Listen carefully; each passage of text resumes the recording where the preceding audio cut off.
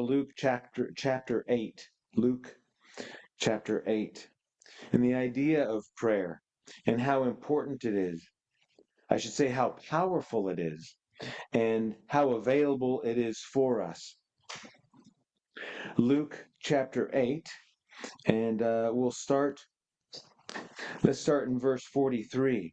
This is the woman who had the issue of blood, and it says in verse 43 of Luke chapter 8, and a woman having an issue of blood 12 years, which had spent all her living upon physicians, neither could be healed of any. So this lady had a problem, and she had a wound or something that wouldn't stop bleeding, and it would just bleed and bleed and bleed.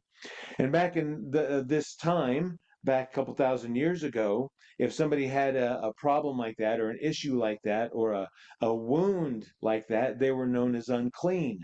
And so if they were going to go to the market and get some milk or some eggs or so, they would have to make arrangements to let somebody else go for them. They couldn't go and even bump into somebody because they had this issue of blood, this wound that was actively bleeding.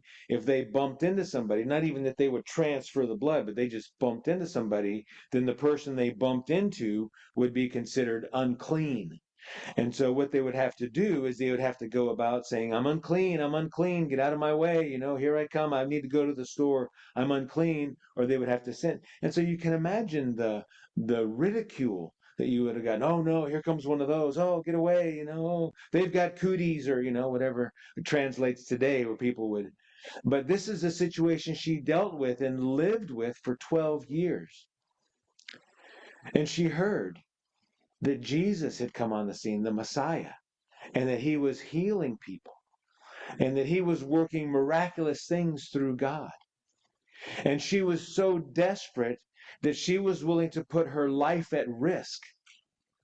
Because if she would have gone into town and not sort of proclaimed who she was and bumped into people and stuff, and they found out, oh, you're the lady that's unclean or has that wound that's profusely bleeding, they could have actually taken her outside the city and stoned her and killed her. And so she was risking her life, as we read here in verse 44. She came behind him, that's Jesus, and touched the border of his garment. Didn't even touch him. Didn't give him an embraced hug. Didn't shake his hand. Didn't say, excuse me, sir, and pat him on the shoulder. She just touched his robe, his jacket sort of thing. And it says, and immediately her issue of blood staunched or was healed. And so the desperation she had, knowing that she was willing to give all, risk her life to possibly be healed by this man she had heard about that healed others, she was willing to go that far to step out in faith. And Jake had mentioned that earlier about the faith that we have as we go through challenges and trials. And so it was her faith that she was willing to risk all to go and touch Jesus, or just touch his garment even. Let's go to chapter 18, Luke, and chapter 18. We're going to look at a couple of sort of little stories like this. Chapter 18, and we'll start in verse 35. And so at this time, Jesus obviously was walking and doing his ministry, and he was healing people, and he was walking through towns, and his disciples were going with him. And as we read through this, the first four Gospels, we read of his life. And so we're just going to kind of pick out a couple of situations here. In Luke chapter 18 and verse 35, it says, and it came to pass that that as he came nigh unto Jericho, that's Jesus, walking, getting close to the city of Jericho, a certain blind man sat by the wayside begging. So here's a blind man. He couldn't go to work. He couldn't plow the field. He couldn't pick the fruit. So he was just a beggar and living in this lifestyle of a beggar. How miserable that would have been on a daily basis. In verse 36, and hearing the multitude pass by, he asked what it meant. So, he hears the shuffling of feet and people, and the great crowd is coming along. What does this mean? And they told him that Jesus of Nazareth passes by, that Jesus that's been healing people. You may have just heard a few chapters ago, he healed this woman who had this issue of blood for 12 years. And in another version, it says she spent all of her living on trying to be healed, and she couldn't be healed. And this man is maybe hearing, oh, he's done these miracles and done these miracles. And so in verse 38, and he cried, saying, Jesus, thou son of David, have mercy on me. So he's thinking, man, I don't want to live in this life of begging on a daily basis and being blind, and this is miserable. And so he cries out, he yells above the crowd, Jesus, thou son of David, have mercy on me. And in verse 39, and they which went before rebuked him, that he should hold his peace. Come on, man, be quiet. You're making a scene here. Don't be so loud. Just sit there and here's a quarter, here's a dollar, Will that satisfy you? Just be quiet. It says here, but he cried so much the more. Thou son of David, have mercy on me. He wasn't going to be stopped by the obstacles in his way. He wasn't going to be held back by people saying, no, don't. I'm sure the lady as well with the issue of blood, if she says, you know what, today to, maybe her other friends in this community where she lived that were maybe in the same predicament, she said, you know what, I'm going to go find that guy Jesus today and I'm going to touch him. I'm going to see if I can get a healing. They said, oh, no, come on, man, you can't do that. You're putting your life at risk. You're putting your, no. And people around about were discouraging them. But this man, as well as the lady, cried so much the more, it says.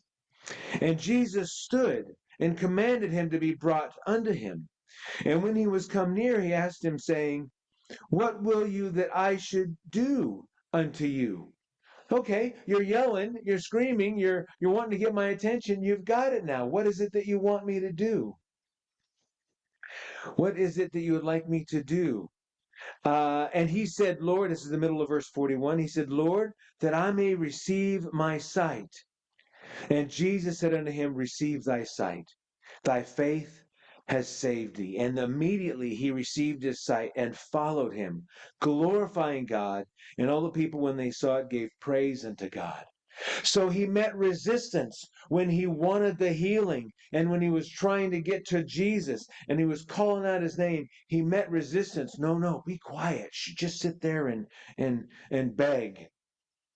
But he went past that. He fought through the opposition. He fought through the challenges to get the victory. Mark chapter 8. Let's go to Mark in chapter 8.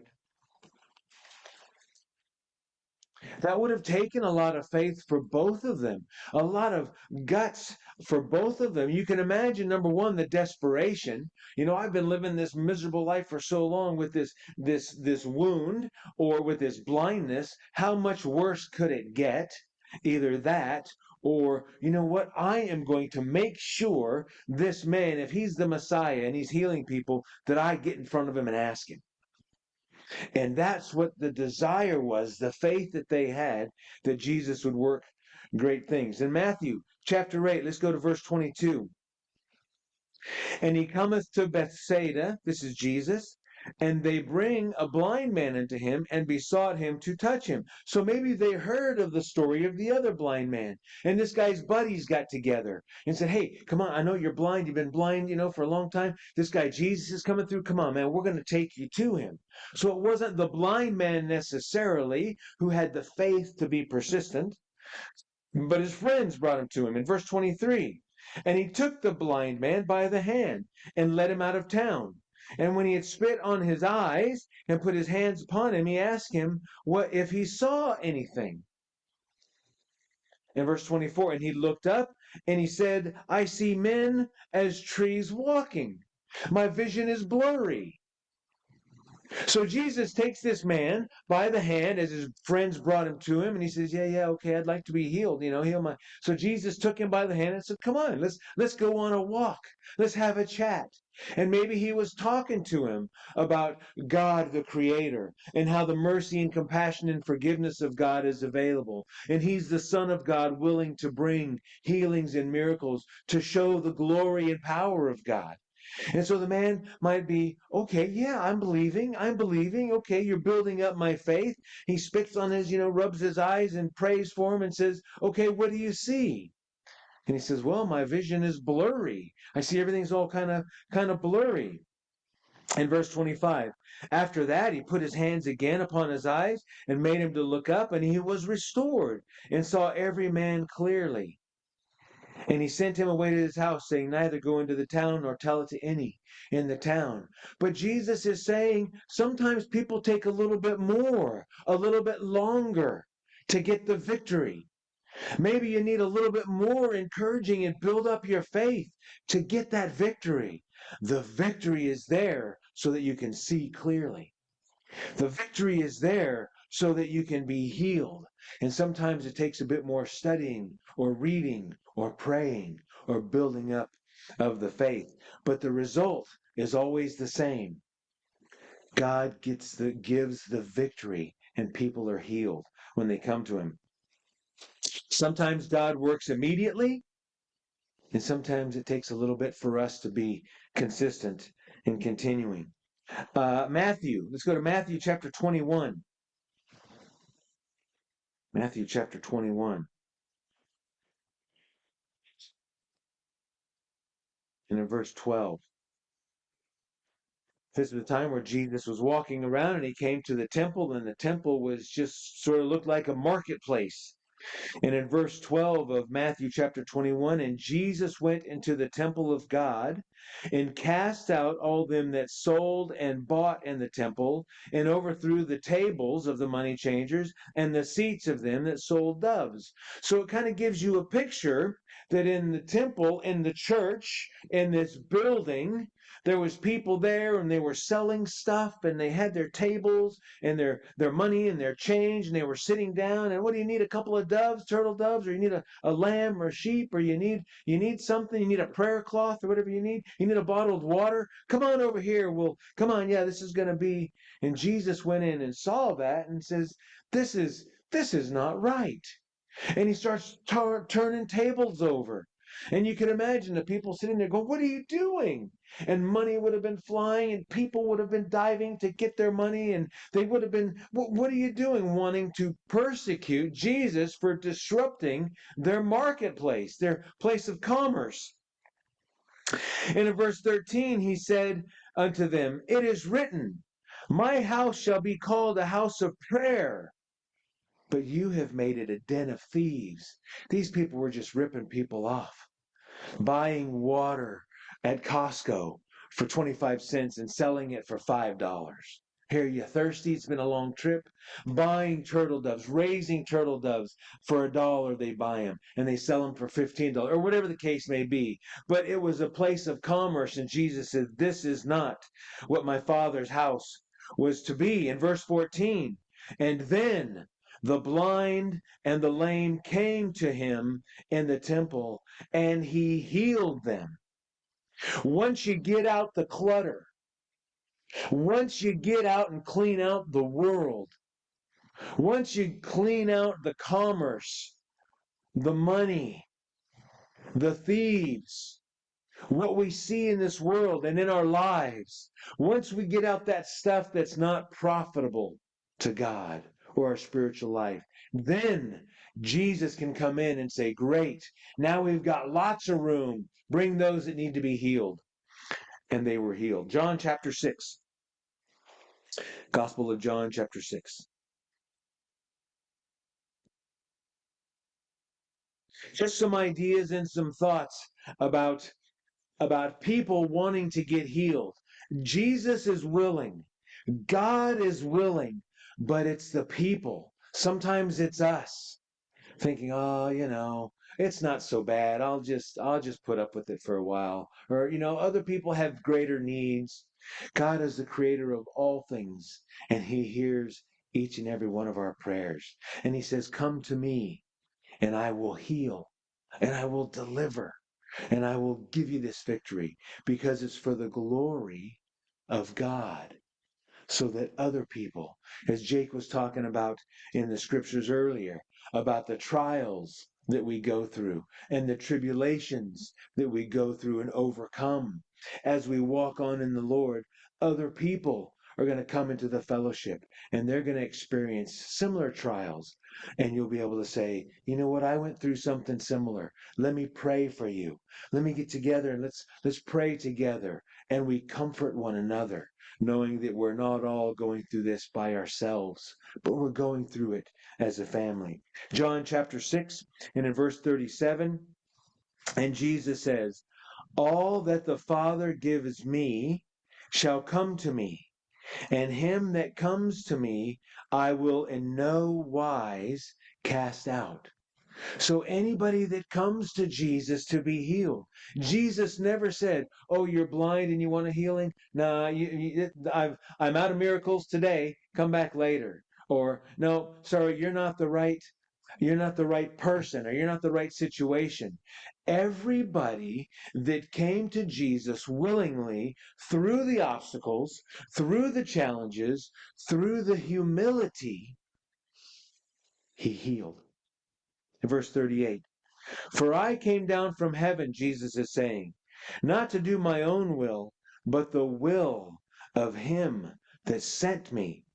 And this is the Father's will which has sent me, that of all which he has given me I should lose nothing, but should raise it up again at the last day." God sent me down here to heal all those that come. And as we come to the Lord in our own situations, whether it's great problems, whether it's little problems, whether it's for other people, other family members, other friends, our parents, our children, whomever it may be, God says, "You come to me and I will heal." How powerful is that? Let's finish up in Jeremiah 33. Jeremiah chapter 33. And the thought today and the theme today is, it doesn't matter how great the problem is, it doesn't matter how small the problem is. Those that are humble and willing to go through obstacles, diversity, once they get to Jesus, once you're there before him, he hears and is willing to work. Again, sometimes it's immediately, sometimes it takes a little bit. We need to be persistent. We need to persevere. Jeremiah chapter 33 and in verse 1. "Moreover, the word of the Lord came unto Jeremiah the second time while he was yet shut up in the court of the prison, saying, Thus says the Lord, the maker thereof, the Lord that formed it, to establish it. The Lord is his name. Call unto me, and I will answer thee, and show thee great and mighty things which thou knowest not." Now, God is talking to Jeremiah, who's in prison. And he says, "Call unto me, and I'll show you great and mighty things." It doesn't matter your situation. It doesn't matter where you're at. It doesn't matter what your surroundings are. It doesn't matter who comes against you and tries to hold you back. You call unto me, and I will answer you, and I will show you great and mighty things. The New Testament says, above all that we can ask or think. I mean, we can think of a victory, and he gives the greater victory, because the glory is for the Lord. The victory is for God. And as we persistently, consistently, and humbly come to him, nothing is impossible for his glory. And all the people said, Amen. We'll leave it there. All right.